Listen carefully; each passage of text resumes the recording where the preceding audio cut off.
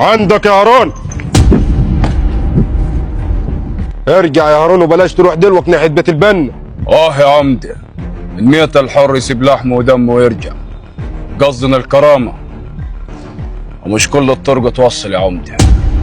أهم حاجة يكون عمال ظبط الشغل كويس. الحق اخوه، بيت البنا مسكين ولدك وربطوه في حش البهن بتاعه. أنت بتقول إيه يا سعد؟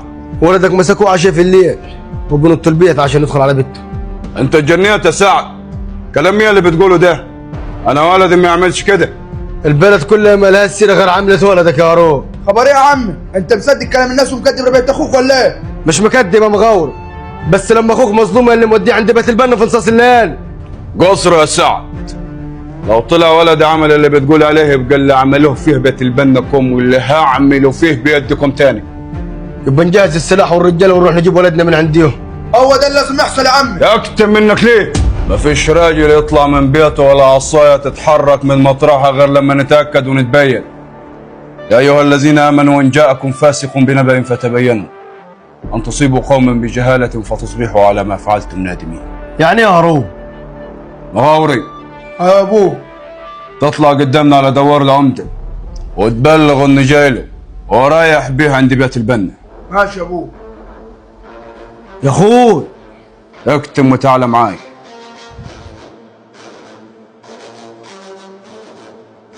يا عمده احنا لازم نحل الموضوع ده في اسرع وقت. تقلقش وما تقولش اهم حاجة.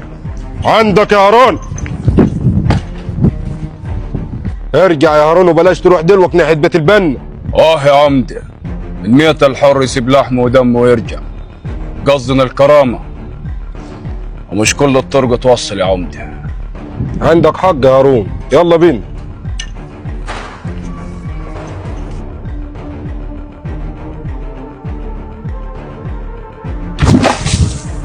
بقى انت جاي في نص الليل وتنط على بيوتنا احنا؟ عندك منك ليه؟ محدش يمد يده تاني عليه. يا الف مرحبا يا عمده، شرفت ونورت. كفايه لحد كده يا بنا، الواد خد جزاته. جزاته مين يا عمد؟ الواد ده ما طلعش مننا غير جث. يبا عايزين بيوتكم تتهدوا في غروسكم يا بيت البن. اكتم يا واد. اسمع يا بنا، انا جاي اخد ولدي وامشي. ان كان اللي عملتوه فيه على حق يبقى ما عليكمش الوقت، لكن لو طلع ولده مظلوم وخطوته سليمه يبقى اللي هيعملوا فيكم ربنا هيكون. خطوة سليمة؟ شلها يا ابو خطوة سليمة، بنقول لك مسكناه في نص الليل في قلب البيت. يا جماعه اللي حصل حصل والواد خد جزاته. حل الواد يا بنا وديه لابوه. استنى يا عمده، انا لسه ما اتبينتش، ولدي لسه ما دافعش عن نفسه. انت ليك يعني يا هارون ده لحد هنا تقول ولدي دافع عن نفسه؟ نسمع ولدنا يا بنا، اللي عملتوه فيه مش قليل. عندهم حق يا بنا، قول اللي عندك يا بركه. انا كنت ماشي في الليل يا عمد، سمعت حلمة مسحت، دخلت في البيت عشان الحقها وعملوا فيا زي ما انت شايف. دخل عشان تلحقها، اظبط كلام، والتاني دخلك بيوتنا من صاص الليل. معاهم حق يا هارون، ولدك سببه ضعيف والوقت اللي دخل فيه البيت شبهه. دقيقة واحدة يا عمدة، بركة بريء وما عملش أي حاجة. انت بتقول ايه يا كلب انت؟ أنا بقول اللي يرضي ضمير. ضمير إيه؟ استنى، سيبه كمل كلامه. أنا كنت رايح أصلي الفجر وكل اللي قال على بركة حصل، والحرمة اللي زعقت كان في حد عنده، ولما لمحوا عيال البنا زعقت بالصوت.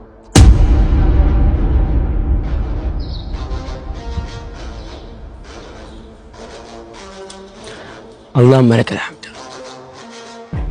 اللهم لك الحمد. اباه يا بنا، هي الرجاله بقت اما ترمي البلد الوقت. يا عمده بنا الناس دي لها حق عندكم وهتاخدوا دلوقتي. مغاوري، يا ابوه حل اخوك.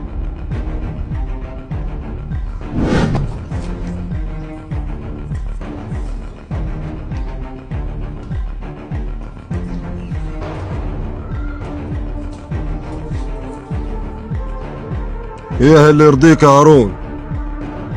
مين اللي كان مع بنته؟ فتح واد محروس الكلاف. يبقى يتضرب بالنار وبنتهم كمان تتضرب بالنار. اربط لسانك لقومك مطرح. اتقوم هقومك، واسمع اللي يرضيني يا عمدي. قول يا هارون.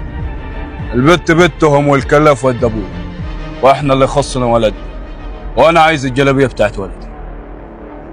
هاتولهم جلابيه ولده.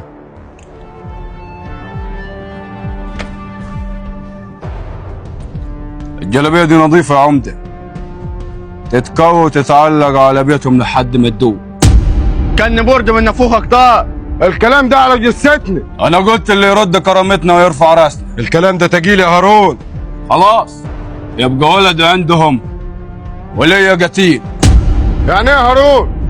يعني انا ولد توب ونظيف، واللي توب ونظيف بيرفع راس الكل. امسك يا عمد، يلا بينا.